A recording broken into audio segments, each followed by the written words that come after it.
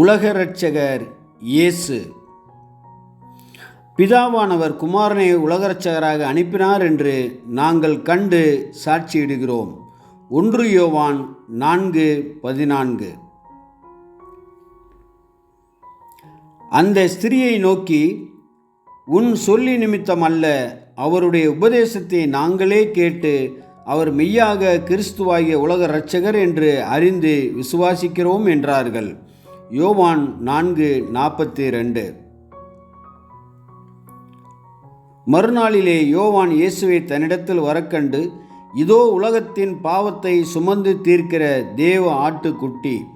யோவான் 1:29. ஆதாமின் பாவமே உலகத்தின் பாவமாக இருந்தது. இந்த ஆதி பாவம் கீழ்ப்படியாமையாகும். இந்த கீழ்ப்படியாமை பாவம் உலகத்தை உடைமையாக்கி கொண்ட செயலை மட்டுமல்ல, அதன் உடைமையை பறித்து கொண்டு இதுவரை அதன் ஆளுகையில் வைத்திருக்கிறது. இது தண்டனையின் அனைத்து அம்சங்களையும் உள்ளடக்கியிருக்கிறது. ஆகவே உலகத்தின் பாவத்தை சுமந்து தீர்க்க யோவான் 1:29 இயேசு உலகத்தில் வந்தார். அவர் தமது ஜீவனை கொடுத்து ஆதாமுக்கான சரி சமமான விலைக்கரையமாக தன் ஜீவனை கொடுத்து பாவத்திலிருந்து விடுதலையை சாத்தியமாக்கினார். ஆதாம் பாவம் செய்த அந்த கணத்திலிருந்து பாவம் ஆதாமை உடைமையாக்கி கொண்டது. ஆதாம் பாவத்திற்கு கீழ்ப்படிந்த உடனேயே பாவத்தின் அடிமையாகிவிட்டார். இங்கே நீதி மற்றும் பாவம் என்கிற 2 மாபெரும் கொள்கைகள் காண்பிக்கப்படுகிறது. பாவம் சோதனையை முன்வைத்து இந்த வழியை பின்பற்று என்று கூறியது. மேலும் ஆதாம் அந்த ஆலோசனைக்கு அடிபணிந்தவுடன் அவர் பாவத்தின் அடிமையாகிவிட்டார் மற்றும் தேவனோ அவரை தண்டனைக்கு ஒப்படைத்தார். ஆதாம் மனமுவந்து பாவத்திற்கு சேவை செய்ய தேர்ந்தெடுத்த போது தேவன் ஆதாமிடமிருந்து அவருடைய கரத்தை மாத்திரம் விலக்கி கொண்டார் என்று வேதாகமம் சுட்டிக்காட்டுகிறது. நம்முடைய கர்த்தர் திருச்சபையின் பாவத்தை மட்டுமல்ல, உலகத்தின் பாவத்தை சுமந்து தீர்க்கும் தேவ ஆட்டுக்குட்டி. ஆனால் அவருடைய பணி இன்னும் முடிவடையவில்லை. இது விசுவாசிகளை பாவத்திலிருந்து விடுவிப்பதன் மூலம் தொடங்குகிறது. திருச்சபை மகிமைப்படுத்தப்பட்ட பின்னர் முழு உலகத்தின் பாவங்களும் நீக்கப்படும் போது அது முழுமையான நிறைவேற்றத்தை அடையும். இந்த முழு செயல்முறையின் மதிப்பு அல்லது புண்ணியம் நம்முடைய அன்பார்ந்த மீட்பரின் தியாக பலியில் இருந்தது. தெய்வீக திட்டத்தில் இந்த ஏற்பாடு இப்படி செய்யப்பட்டிருக்கிறது. ஏனெனில் இப்போது உலகத்தாருக்கு முன் நீதிமான்களாக்கப்பட்ட நாம் ஆண்டவரோடு ஐக்கியம் கொள்ளவும் அவர் அனுபவித்த பாடுகளிலும் தியாகத்திலும் பங்கு கொண்டு இறுதியில் மகிமையிலும் பங்கு கொள்ளலாம். மேலும் உலகத்தின் பாவங்களை நீக்குவதற்காக வழங்கப்படும் ஆசீர்வாதங்களை பகிர்ந்து அளிப்பதிலும் நாம் பங்கு கொள்கிறோம். ரீப்ரின்ஸ் நம்பர் 5356 மற்றும் ரீப்ரின்ஸ் நம்பர் 3478. தேவன் தம்முடைய ஒரே பேரான குமாரனை விசுவாசிக்கிறவன் எவனோ அவன் கெட்டுப்போகாமல் நித்திய ஜீவனை அடையும்படிக்கு அவரை தந்தருளி இவ்வளவாய் உலகத்தில் அன்பு கூர்ந்தார். யோவான் 3:16. மீட்பராகிய கிறிஸ்துவுடன் தனிப்பட்ட உறவும் அவருடைய இரத்தத்தினால் உண்டாகும் மீட்பின் மீதான விசுவாசமும் அவருடைய ஆலோசனைகளுக்கு கீழ்ப்படிதலும் உள்ளவர்கள் மட்டுமே நித்திய ஜீவனை அடையும்படி தெய்வீக திட்டம் அமைக்கப்பட்டிருக்கிறது. இது உண்மையாக இருந்தால் புறஜாதிகளில் யாரும் இன்னும் இரட்சிக்கப்படவில்லை. இயேசு பூமிக்கு வருவதற்கு முன் வாழ்ந்தவர்களும் இரட்சிக்கப்படவில்லை. அதேபோல் திரளான ஜனங்களாகிய நமது நண்பர்கள், அண்டை வீட்டார் மற்றும் நம்முடைய சொந்த குடும்பத்தினரும் இன்னும் இரட்சிக்கப்படவில்லை. ஏனெனில் அவர்கள் இன்னும் இரட்சகரான இயேசுவுடன் முக்கியமான உறவுக்குள் வரவில்லை. குமாரனை உடையவன் ஜீவனை உடையவன், குமாரனை உடையாதவனோ ஜீவனை காண்பதில்லை. 1 யோவான் 5:12, யோவான் 3:36.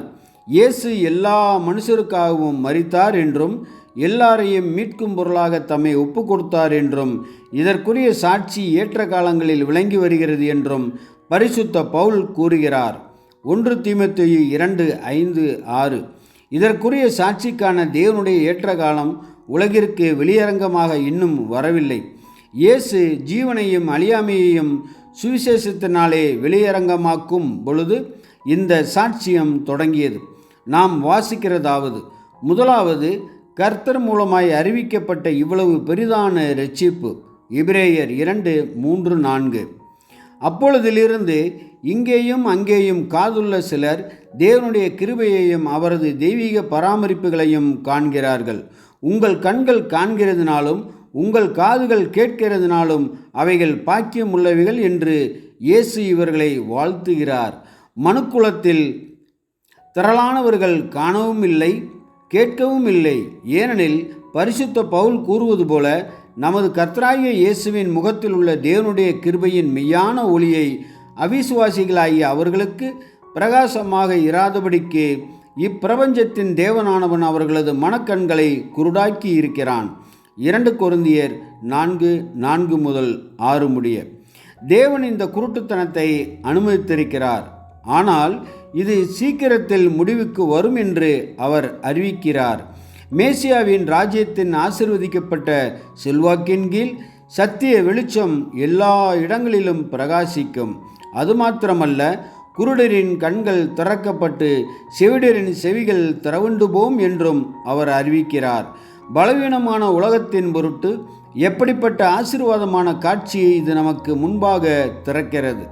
தேவன் தமது சபைக்காக, சிறு மந்தைக்காக, பரிசுத்தவான்களுக்காக விசேஷித்த ஆசீர்வாதத்தையும் கிருபையையும் வைத்திருக்கிறார்.